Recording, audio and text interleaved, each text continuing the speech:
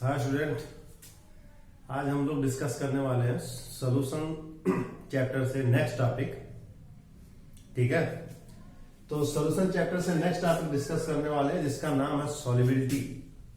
और इसके पहले मैंने आपको कंसंट्रेशन ऑफ सॉल्यूशन से सारे टर्म मैंने क्लियर किया हुआ है इसके पहले के वीडियो लेक्चर में। Molarity, mole fraction and molarity, इससे रिलेटेड जितने भी क्वेश्चन थे वो मैंने आपको बताया भी, उसको समझाया भी है और सॉल्व करके दिखाया भी है किस तरीके से होता है। अगर आप इसके पहले के वीडियो लेक्चर सॉल्यूशन से जो रिलेटेड है, कंसंट्रेशन ऑफ सॉल्यूशन, उसको आप देखेंगे तो आपको क्लियरली समझ में आ जाएगा। तो आज हम लोग पढ़ने वाले हैं solubility test. What is solubility? What is solubility? Solubility of a liquid, solubility of a solvent. What is solubility test? Solubility हम किसको, देखो जब हम एक सोल्यूशन बनाते हैं, सपोज कर लिया हमने एक वाटर लिया 200 ml, अब उसमें हम शुगर डिजॉल्व कर रहे हैं। तो जब शुगर हम डिजॉल्व करेंगे 1 spoon, 2 spoon, 3 spoon, 4 spoon, A time will come, एक ऐसा समय आएगा, अगर आप एक टेम्परेचर को कांस्टेंट रख दें, प्रेशर को कांस्टेंट रख दें, तो एक ऐसा समय आएगा कि अब उसमें सॉल्यूट को आप डिजॉल्व नहीं कर सकते। हम बोलते हैं सोल्यूशन क्या हो गया हमारा, सैचुरेट कर गया। सोल्यूशन क्या हो गया, सैचुरेट। तो दो टर्म निकल के आता है, सैचुरेटेड सोल्यूशन, अनसैचुरेटेड सोल्यूशन। तो एक सॉल्वेंट है, सॉल्वेंट 200 ml हमने लिया, सपोज वाटर ही ले लिया, शुगर हम डिजॉल्व कर रहे हैं उसमें, तो एक limited amount of sugar we can dissolve, मतलब हम उसमें एक लिमिटेड अमाउंट ही डिजॉल्व कर सकते हैं। उसके बाद सोल्यूशन क्या हो जाएगा, सैचुरेट कर जाएगा, क्योंकि टेम्परेचर हमने कांस्टेंट ले रखा है। तो आइए हम लोग क्लियर करते हैं सबसे पहले कि व्हाट इज सॉल्युबिलिटी। सॉल्युबिलिटी क्या है? The maximum amount of solute that can be dissolve in specified amount of solvent eight a specific temperature. The maximum amount of solute, एक मैक्सिमम अमाउंट ऑफ सॉल्यूट जो कि आप किसी solvent में dissolve कर सकते हैं, ठीक है ना, at a particular specific temperature, उसी को हम लोग बोलेंगे क्या, सॉल्युबिलिटी। क्या बोलते हैं, सॉल्युबिलिटी ऑफ ए लिक्विड बोलते हैं। तो सॉल्यूट, अब ये हुआ कि मैक्सिमम अमाउंट ऑफ सॉल्यूट जो आप डिजॉल्व करते हैं। आपने देखो, मैं तो सिंपल बताता हूं, आप देखो जो अब you know about Imarti, jalebi आपने खाया ही होगा, है ना। जैसे ही मैं सुबह अभी नाम बोल रहा हूं उसका ना, जलेबियां, ठीक है ना, ताजी ताजी गरम गरम जलेबियां, तो आपके माउथ में तो ऐसे ही सलाइवा सिक्रीट करने लगा होगा। तो अब आप देखो, अगर वो जो हलवाई होता है, तो अगर उसने पानी रखा, पानी डाला, पानी डाल के गर्म कर रहा, शुगर डिजॉल्व कर दिया, उसमें शुगर को मिक्स कर रहा है, तो आप देखो उसमें चाशनी बनाने के लिए, या वो जो शुगर लिक्विड को बनाने के लिए, उसमें वो शुगर को ऐड करता जाता है, लेकिन हम क्या देखते हैं, वो शुगर क्रिस्टलाइजेशन हो जाना चाहिए, जितना ज्यादा वो ऐड करता है वाटर में, डिजॉल्व नहीं होना चाहिए। लेकिन उसने क्या कर रखा, भट्टी पर रखा हुआ है, नीचे से टेम्परेचर उसको मिल रहा है। तो भाई ऐसा है कि आप सिंपल समझो, अगर 200 ml में हमने 5 स्पून शुगर को डिजॉल्व किया एक पर्टिकुलर टेम्परेचर पे, तो ऐसा नहीं कि हम और डिजॉल्व नहीं कर सकते। अगर आप टेम्परेचर इंक्रीज कर दोगे, सॉल्युबिलिटी बढ़ जाएगी, अगेन उसमें और आप शुगर डिजॉल्व कर दो। तो हम ये कह सकते हैं कि जब भी हम बात करते हैं सॉल्युबिलिटी की, तो एक स्पेसिफिक टेम्परेचर की बात करते हैं, ठीक है ना, स्पेसिफाइड अमाउंट ऑफ सॉल्वेंट की बात करते हैं। जैसे ही आप सॉल्वेंट का वैल्यू बढ़ा दोगे, आपने 200 ml लिया हुआ था, आपने 100 ml और बढ़ा दिया, now solubility of that solvent is increases. वो जो सॉल्वेंट है उसकी सॉल्युबिलिटी क्या हो जाएगी, अब और बढ़ जाएगी, आप और शुगर उसमें डिजॉल्व करो, ठीक है। तो इस तरीके से है। तो सॉल्युबिलिटी को हम कह सकते हैं the maximum amount of solute that can be dissolve in a specified amount of solvent eight a specific temperature. एक किसी पर्टिकुलर स्पेसिफिक टेम्परेचर पे एक फिक्स अमाउंट ऑफ सॉल्वेंट में जो मैक्सिमम अमाउंट ऑफ सॉल्यूट हम डिजॉल्व कर सकते हैं, उसी को हम लोग बोलते हैं सॉल्युबिलिटी बोलते हैं। क्लियर है मेरे हिसाब से। और मैंने हलवाई वाला एग्जांपल बताया, जलेबी वाला, वो याद रखना, ठीक है ना। हाँ, उसमें क्या है कि आप पानी तो रहता है, आप शुगर डिजॉल्व करते जाते हैं, उसको गाढ़ा बनाना होता है सिरप को, क्योंकि जलेबी को उसको डुबोना है, ठीक है ना, उसमें रस मिलाना अच्छे से, तब तो आपको अच्छा लगेगा। और आप अभी याद कर रहे होगे कि यार बस अब कल सुबह जलेबी में मुझे खाना है, ठीक है। तो वो टेम्परेचर इंक्रीज करता रहता है, इसलिए सॉल्युबिलिटी बढ़ती जाती है, क्रिस्टलाइजेशन नहीं होता। अब आते हैं वो 5 फैक्टर जो सॉल्युबिलिटी को अफेक्ट करते हैं। वो 5 ऐसे फैक्टर जो सॉल्युबिलिटी को अफेक्ट करते हैं। पहला है टेम्परेचर। टेम्परेचर भी सॉल्युबिलिटी को अफेक्ट करता है, ठीक है। दूसरा है पोलरिटी। तीसरा है pressure. Polarity, there are so many different type of solute, some of them are polar, some of them are non polar. आपको पता है कि जो सॉल्यूट और सॉल्वेंट का नेचर है वो भी पोलर और नॉन पोलर होता है। तो पोलरिटी भी मैटर करती है, क्योंकि हमने पढ़ा like dissolve in like, unlike dissolve in unlike, तो पोलरिटी भी मैटर करती है। तो ये हो गया तुम्हारा pressure. Next one is molecular size. Molecular size भी मैटर करती है आपकी, लार्जर है या स्मॉलर है, सरफेस एरिया उसको ज्यादा मिलना चाहिए, भी हम डिस्कस करेंगे इसके बारे में। Next one is stream increases the speed of dissolving. अब आप साल्ट को डिजॉल्व कर दो वाटर में, स्ट्रिंग प्रोसेस करते रहो, घुमाते रहो उसको, तो सॉल्युबिलिटी क्या हो जाती है, बढ़ जाती है। तो ये भी एक फैक्टर है सॉल्युबिलिटी को इंक्रीज करने के लिए। तो हम 1 बाय 1, ये तो मैंने सारे फैक्टर बताए, हम 1 बाय 1 इसको डिस्कस करते हैं। सबसे पहला आता है हम solubility of solid in liquid. The first topic is the solubility of solid in liquid. अब अगर आप सॉलिड इन लिक्विड देखो तो आप देखो लिक्विड जो सॉल्वेंट है आपका, सॉल्वेंट और सॉल्यूट, तो सॉल्यूट हो गया आपका सॉलिड और सॉल्वेंट हो गया आपका लिक्विड।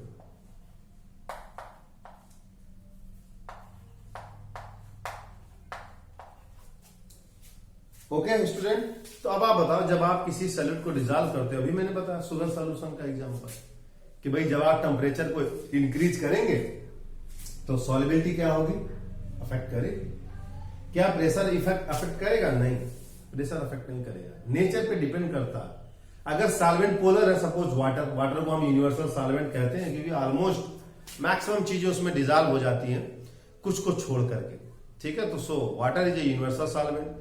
वाटर एक पोलर सॉल्वेंट है, पोलरिटी होती है वाटर मॉलिक्यूल में। वाटर एक पोलर सॉल्वेंट है, water is a polar solvent. तो वाटर एक पोलर सॉल्वेंट है, पोलरिटी होती है वाटर में, ठीक है ना।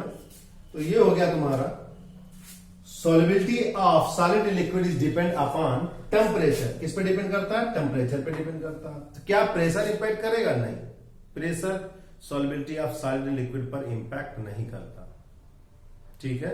ये गैस के लिए ज्यादा मायने रखता है।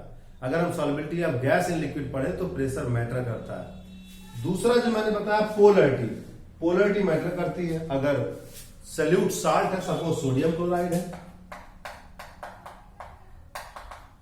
सोडियम क्लोराइड, और इसको हम वाटर में डिजॉल्व कर रहे हैं, तो दोनों पोलर है, और अगर दोनों पोलर है तो इजीली डिजॉल्व हो जाएंगे। अब हम एक सॉल्वेंट पोलर लें और सॉल्यूट नॉन पोलर लें, इन दैट केस फिर नेचर जो है वो, नेचर ऑफ सॉल्यूट और सॉल्वेंट वो डिफर कर जाएगा और उससे सॉल्युबिलिटी पर भी अफेक्टेड होती है। क्लियर है? तो मेरे हिसाब से ये मैंने बताया आपको solubility of solid in liquid, string process, इसमें भी सॉल्युबिलिटी ऑफ सॉलिड को, स्ट्रिंग अगर हम करते हैं तो सॉल्युबिलिटी ऑफ सॉलिड क्या होगी, इंक्रीज ही होगी। दूसरा आता है उसके बाद solubility of gas in liquid. अब इसमें solubility of solid in liquid में कुछ फैक्टर, जैसे हम प्रोसेस भी लेकर के चलते हैं कि प्रोसेस हमारा एंडोथर्मिक है या एक्सोथर्मिक है, इंडो या exothermic. You know about endothermic and exothermic. तो अगर प्रोसेस हमारा एंडोथर्मिक है, उस केस में अगर आप टेम्परेचर को इंक्रीज करते हो तो solubility of solid in liquid increase करेगी। लेकिन अगर प्रोसेस एक्सोथर्मिक है, उस केस में ली चैटलियर प्रिंसिपल अप्लाई हो जाता है। आपने थर्मोडायनेमिक्स में पढ़ा है, if A reaction proceed with release of energy, if A reaction is exothermic, in that case if you increase the temperature, reaction shift into backward direction. तो reaction backward direction में shift हो जाएगी। जैसे suppose कर लो, मैंने आपने पढ़ा होगा, व्हाइट वॉशिंग करते हैं, चूने को डिजॉल्व करते हैं पानी में, तो चूने को जब डिजॉल्व करते हैं पानी में तो अपने आप ही वो एक्सोथर्मिक प्रोसेस है, एनर्जी रिलीज होती है, जिस कंटेनर में आप करेंगे बकेट में वो सब गर्म हो जाती है। अब आप उसको सॉल्बिलिटी को इंक्रीज करने के लिए आपने टेम्परेचर उसको सप्लाई दे दिया, तो पता चला वाटर सारा इवेपोरेट हो जाएगा, वो फिर से जम जाएगा। तो यहां प्रोसेस क्या हो जाएगा, भले ही टेम्परेचर आप इंक्रीज कर रहे हो लेकिन प्रोसेस रिवर्स डायरेक्शन में चला जाएगा। सॉल्बिलिटी डिक्रीज करने लगेगी, किस केस में, एक्सोथर्मिक के केस में। लेकिन अगर एंडोथर्मिक है तो सॉल्बिलिटी टेम्परेचर इंक्रीज करने पर इंक्रीज ही होगी। तो बच्चों क्लियर है मेरे हिसाब से, कोई आपको दिक्कत नहीं। तो हमने पढ़ा सॉल्बिलिटी ऑफ सॉलिड एंड लिक्विड और क्लियरली, ठीक है। अगर सॉल्यूट भी पोलर है, सॉल्वेंट भी पोलर है, तो सॉल्बिलिटी, ठीक है, इंक्रीज करेगी, इजिली डिजॉल्व होगा। अगर दोनों में डिसिमिलर नेचर है, like dissolve in like, unlike dissolve in unlike, ये हमने डिस्कस किया ही है। तो अगर आप एक पोलर और एक नॉन पोलर ले ले तो थोड़ा सा तो सॉल्बिलिटी अफेक्ट हो जाएगी, ठीक है, क्योंकि like dissolve in like, unlike dissolve in unlike. दूसरी चीज है टेम्परेचर को मैंने बताया, टेम्परेचर एंडोथर्मिक और एक्सोथर्मिक, हमने प्रोसेस को डिवाइड कर दिया, एंडोथर्मिक है एक्सोथर्मिक। एंडोथर्मिक केसेस में अगर आप टेम्परेचर इंक्रीज करते हो तो solubility of solid in liquid क्या होगी, इंक्रीज होगी। अगर वो एक्सोथर्मिक प्रोसेस है तो उस टेम्परेचर इंक्रीज करने पर भी सॉल्बिलिटी ऑफ सॉलिड इन लिक्विड क्या होगी, डिक्रीज करेगी। तो मेरे हिसाब से क्लियर है और कोई दिक्कत नहीं। प्रेशर का इंपैक्ट बहुत ही नेग्लिजिबल पड़ता है। स्टीरिंग मैटर करती है। अगर आप स्टीरिंग प्रोसेस कर रहे हैं, आपको क्या कहते हैं, साल्ट सोल्यूशन बनाना है, तो आपने वाटर में साल्ट डिजॉल्व किया, स्टीरिंग करना चालू कर दिया, तो सॉल्बिलिटी इंक्रीज हो जाती है, पार्टिकल मोशन में आ जाते हैं। दूसरा है solubility of gas in liquid. तो अगर हम solubility of gas in liquid की बात करें तो solubility of gas in liquid depend करती है, टेम्परेचर पे भी डिपेंड करेगी, प्रेशर पे भी डिपेंड करेगी। क्लियर है, ये दोनों फैक्टर इसके लिए अफेक्ट करते हैं। और ये स्ट्रिंग तो मैंने बताया ही है, ठीक है ना। सॉल्बिलिटी कभी भी किसी भी प्रोसेस में स्ट्रिंग क्या होती है, वो सॉल्बिलिटी को इंक्रीज करती है। तो अगर अब हम solubility of gas in liquid की बात करें, जब आप किसी गैस को डिजॉल्व करोगे, वो भी लिक्विड में, तो टेम्परेचर इंक्रीज करने पर उस गैस की जो सॉल्बिलिटी है, solubility of gas in liquid, वो डिक्रीज करने लगेगी। और यही हम पढ़ते हैं, solubility of gas in liquid, solubility of gas in liquid. इसमें एक लॉ आता है, हेनरी लॉ। कौन सा लॉ आता है, Henry law. What is Henry law? Mass of gas is dissolve in a liquid is directly proportional to pressure applied. ठीक है, डायरेक्टली प्रोपोर्शनल होता है किसके, प्रेशर के। तो solubility of gas in liquid is dependent upon both, दो factor पे depend करेगी। और वो दोनों फैक्टर क्या है हमारा, वो दोनों फैक्टर हमारा टेम्परेचर, प्रेशर, नेचर की तो बात है ही, अभी हम उसको डिस्कस करेंगे। पहला फैक्टर हो गया टेम्परेचर और दूसरा फैक्टर हो गया हमारा प्रेशर, टेम्परेचर एंड प्रेशर। तो अगर आप टेम्परेचर को इंक्रीज कर रहे हैं तो solubility of gas and liquid क्या होगी, डिक्रीज होगी। मैं बड़ा सिंपल सा एग्जांपल बताता हूं। आप देखो कोल्ड ड्रिंक है, ठीक है, cold drink high pressure apply करके कोल्ड ड्रिंक में गैस डिजॉल्व होती है। जैसे ही आप प्रेशर को हटाएंगे तुरंत, अगर आपने थोड़ा सा उसको सेक कर दिया ना, कोल्ड ड्रिंक की बॉटल लिया, समर सीजन में भी हम लोग यूज करते थे भाई, इस समय तो कोरोना चल रहा है, कोई सब लोग अवॉइड कर रहे हैं, ठीक है ना, कोल्ड ड्रिंक या जो भी है फास्ट फूड सभी लोग अवॉइड कर रहे हैं, और करना भी चाहिए। सेफ रहें, सुरक्षित रहें, ठीक है ना, बचे रहें। तो सोशल डिस्टेंसिंग को फॉलो भी करते रहें आप, ये जरूरी है। तो अगर हम टेम्परेचर की बात करें और प्रेशर, तो मैंने बताया टेम्परेचर इंक्रीज करने पर सॉल्बिलिटी ऑफ गैस इन लिक्विड घटेगी, ठीक है। प्रेशर की बात करें, प्रेशर जैसे जैसे आप इंक्रीज करेंगे, अगर आप प्रेशर को इंक्रीज करते हैं तो सॉल्बिलिटी भी क्या होगी, इंक्रीज होगी। ये डायरेक्टली प्रोपोर्शनल रिलेशन है।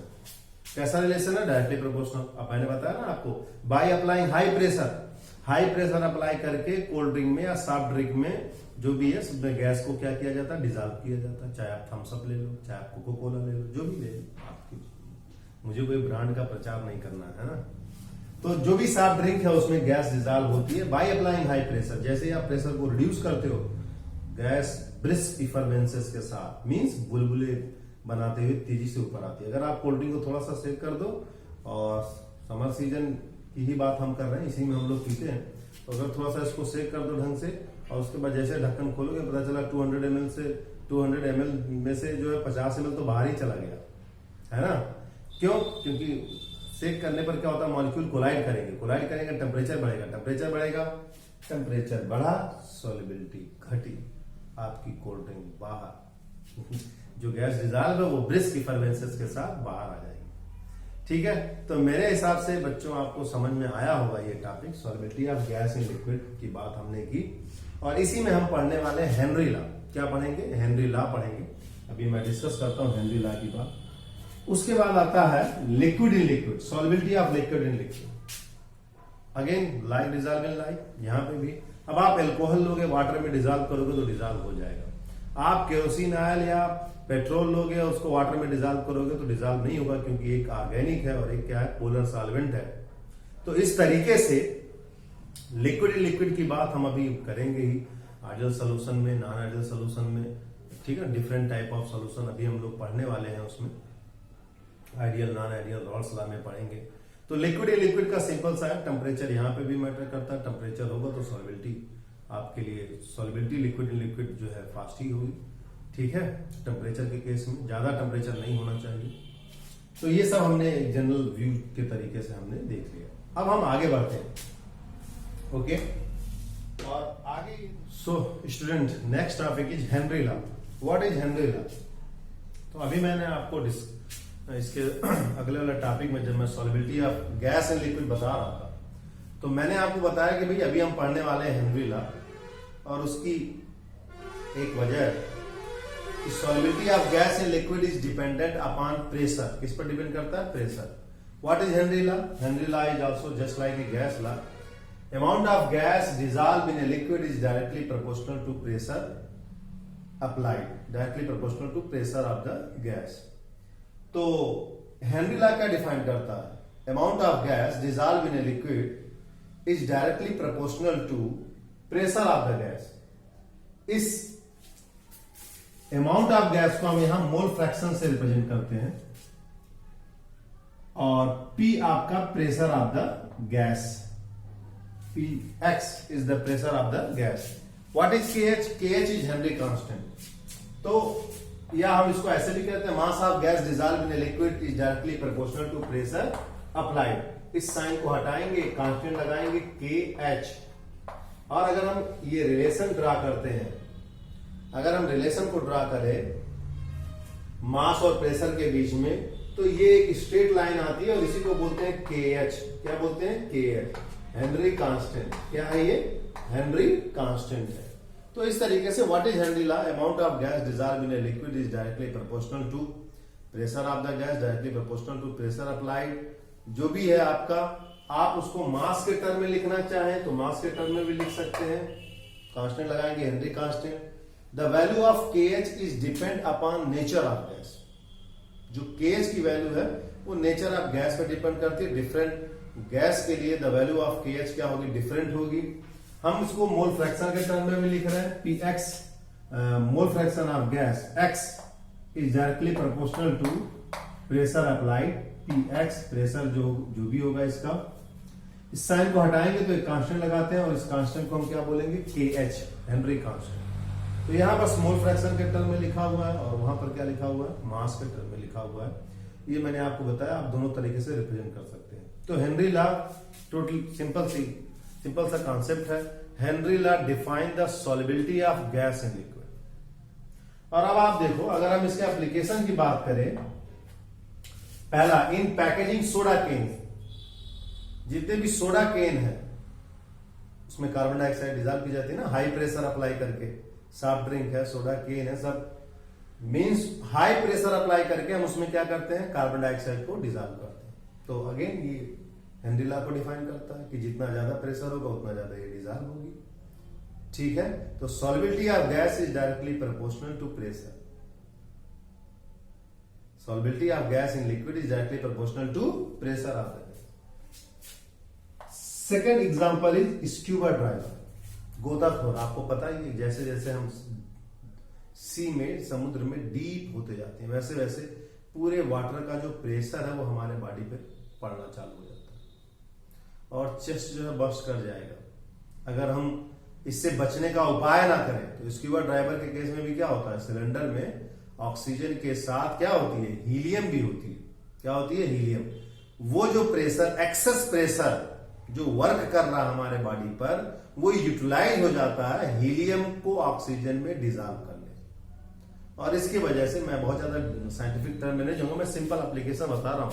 In case of scuba driver, गोताखोर जब नीचे की तरफ जाता है तो पूरे पानी का प्रेशर जो है उसके बॉडी पर पड़ता जाता है। जैसे जैसे वो नीचे की तरफ बढ़ेगा वैसे वैसे वो प्रेशर बढ़ेगा, तो सिलेंडर में ऑक्सीजन के साथ हीलियम को मिक्स किया जाता है। और वो इसलिए मिक्स किया जाता है, हीलियम की सॉल्बिलिटी ऑक्सीजन में कम है। जब हाई प्रेशर होगा तो हीलियम ऑक्सीजन में धीरे धीरे क्या होगा, ठीक है, उस एक्सेस प्रेशर को ओवरकम करने के लिए हीलियम धीरे धीरे ऑक्सीजन में मिक्स होना चालू हो जाता है। तो इस तरीके से एक्सेस प्रेशर के इंपैक्ट को हम न्यूट्रलाइज करते हैं। बस सिंपल सा है वो कॉन्सेप्ट। तीसरा है हाई एल्टीट्यूड। अब जब भी कभी आप ऊंचाई पर जाएंगे, आप देखो जितने भी पर्वतारोही होते हैं, ठीक है ना, माउंटेन क्लाइंबर, जो भी माउंटेन पर चढ़ाई करते हैं, जो भी जिनको भी रिकॉर्ड बनाना रहता है, चाहे एवरेस्ट की चोटी पे जाए चाहे जहां जाए, जो भी है, जब भी हम हाई लेवल पर जाएंगे एट हायर एल्टीट्यूड, तो हाई लेवल पर जैसे जैसे हम ऊपर की तरफ बढ़ेंगे प्रेशर कम होगा। प्रेशर कम होगा तो सॉल्बिलिटी ऑफ ऑक्सीजन, जाहिर सी बात है कि ब्लड में क्या होगी, कम होगी। तो इस तरीके से ये तीनों एग्जांपल बस हेनरी लॉ के एप्लीकेशन को डिफाइन करते हैं। मैं एक और दे देता, एक्वाटिक एनिमल ले लूंगा, आप एक्वाटिक एनिमल ले लो। अगर हम एक्वाटिक एनिमल की बात करें, आप देखो एक्वाटिक एनिमल, विंटर सीजन में एक्वाटिक लाइफ बड़ी नॉर्मल चलती है। क्यों भाई, सिंपल सा, टेम्परेचर लोअर होता है, solubility of gas in liquid is also depend upon temperature. और अगर आप टेम्परेचर को बढ़ाएंगे, अगर आप टेम्परेचर को बढ़ाएंगे तो solubility of gas in liquid क्या होती है, घटती है। तो जाहिर सी बात है कि जब सॉल्बिलिटी ऑफ गैस इन लिक्विड घटेगी तो ऑक्सीजन की सॉल्बिलिटी घटेगी, ऑक्सीजन सॉल्बिलिटी घटेगी, एक्वाटिक एनिमल या जो भी एक्वाटिक क्रिएचर हैं उनकी लाइफ डिस्टर्ब हो जाएगी, उनको डिजीज होने लगेगा, दे विल डाई। तो समर सीजन में हमने देखा है, समर सीजन में हल्की फुल्की जब बारिश होती है, जब पूरा कचरा पहुंचता है तालाब में, एक्वाटिक सिस्टम में, ठीक है ना, ये टर्म पढ़ाया जाता है बाकायदे, बायोमैग्निफिकेशन, यूट्रोफिकेशन के नाम से, ठीक है ना, बायोलॉजी में पढ़ाया जाता है। तो वो पूरी एक्वाटिक लाइफ क्या होती है, हायर टेम्परेचर पे वो डिस्टर्ब होती है। और वही जब समय आपका, जब वेदर चेंज होता है, विंटर सीजन आता है, टेम्परेचर लोअर होता है, तो एक्वाटिक लाइफ या जो भी वाटर बॉडीज हैं उनकी लाइफ बड़ी नॉर्मल चलती है। तो ये भी हम ले सकते हैं, पानी का भी एग्जांपल ले सकते हैं, सॉल्बिलिटी वहां भी ऑक्सीजन की होती है। फर्क बस इतना, यहाँ प्रेशर नहीं है, यहाँ टेम्परेचर मैटर करता है। क्लियर है? तो ये हो गया हेनरी लॉ, मैंने बताया according to Henry law, mass of gas dissolved in liquid is directly proportional to pressure applied.